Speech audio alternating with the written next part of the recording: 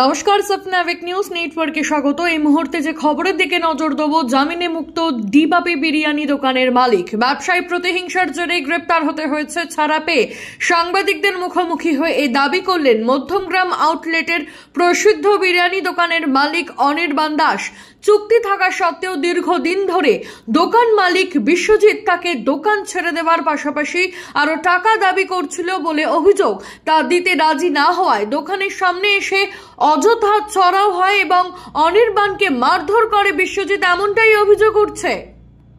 আপনারা জানেন যে গত 3-4 দিন ধরে সোশ্যাল মিডিয়াতে সমানে দেখানো হচ্ছে যে ডিবাপির মালিক আগ্নেয়াস্ত্র দেখিয়েছে বাড়ির গোডাউনের ল্যান্ডলর্ডকে। তো এটাই আমি বলবো যে আজকে আমি বলছি আগ্নেয়াস্ত্র দেখিয়েছি, তাহলে সেই আগ্নেয়াস্ত্রটা কোথায়? সে আগ্নেয়াস্ত্রটা কোথায়, কিবা সিসিটিভি ফুটেজ আছে আমার কাছে? সিসিটিভি ফুটেজে এটা প্রমাণ কোথায় আছে যে আমার কাছে আগ্নেয়াস্ত্র তাকে দেখানো হয়েছে, কিবা আমার দেহরক্ষী তাকে কোনো আগ্নেয়াস্ত্র দেখিয়েছে? সিসিটিভি ফুটেজ আছে, সম্পূর্ণটা আপনাদেরকে শেয়ার করব, আপনারা দেখবেন সিসিটিভি ফুটেজে। এবং এই যে চক্রান্তটা আমার বিরুদ্ধে করেছে, এটা টোটালি ব্যবসায়িক ক্ষেত্রে করেছে। আপনারা দেখবেন কিছু বছর ধরে দীর্ঘদিন কিছু না কিছুভাবে আমার সাথে কিছু না কিছু নিয়ে একটা ঝামেলা রয়েইছে। মানে সব সময় এই ব্রাঞ্চের মধ্যে কিছু না কিছু নিয়ে সমস্যা ক্রিয়েট করছে। এখানে কিছু 4-5 জন আছেন যারা সঙ্গে মিলে কিছু ব্যবসায়িক ইনভলভ আছে, কিছু বাইরের ব্যবসায়িক ইনভলভ আছে, যারা চাইছে প্রতিনিয়ত যাতে আমার এই ব্যবসাটা এখান থেকে আমি বন্ধ করে দিই। প্রত্যেকবার আমার বিরুদ্ধে একটা ভুল অভিযোগ করে আমার সাথে এরকম করছে। ওরা চাইছে যাতে আমি এখান থেকে ব্যবসাটা না করি, ব্যবসাটা বন্ধ করি। এর মধ্যে বিশ্বজিৎ দত্ত ইনভলভ আছে, কিছু ব্যবসায়িক ইনভলভ আছে যারা এর মধ্যে, আমি তাদের নাম না পোষণ করে তাদের বলছি।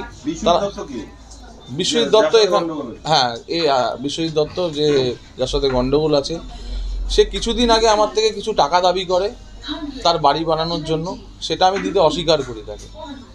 তো সেটা একটা তার সবচেয়ে বড় ক্ষোভ।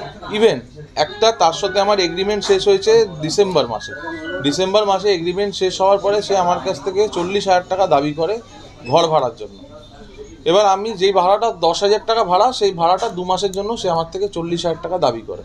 তো আমি সেটা দিতে নারাজ হই। আমি বলি যে দাদা, আমাকে 2 মাস সময় দিন, আমার পেছনে গোডাউন হচ্ছে, এটা প্রত্যেকেই জানে আমার পেছনে গোডাউন হচ্ছে, সেটা আমি শিফট করে নেব। তাতেও কিছু বললো না, বললো ঠিক আছে আমি দেখছি। তাতে বলার পরে হঠাৎ করে তার মাসখানিকের মধ্যেও আমাকে বলছে যে তুই ঘর ছেড়ে দে, আমাকে বাথরুমটা রিপেয়ার করতে হবে। আমি বললাম দাদা, আর 1-2 মাস দাঁড়িয়ে যাও, আমি তোমাকে ঘরটা ছেড়ে দেবো। না, তোকে ঘর এর মধ্যেই ছেড়ে দিতে হবে, আমার কাছে সময় নেই, তোকে ঘর ছাড়তে হবে।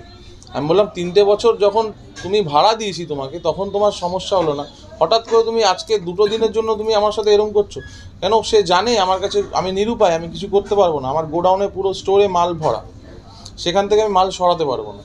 এটা একটা মানে আমাকে ব্যবসা না করতে দেওয়ার একটা মানে মানসিক অত্যাচার করা প্রতিনিয়ত এভরি ডে করেছে। এবং শুধু আমার সাথে না, আমার দোকানের স্টাফকে দীর্ঘদিন এসে ধমকি দিয়ে গেছে, তোরা এখান থেকে বন্ধ কর দোকান, এখানে দোকান চালাতে দেবো না।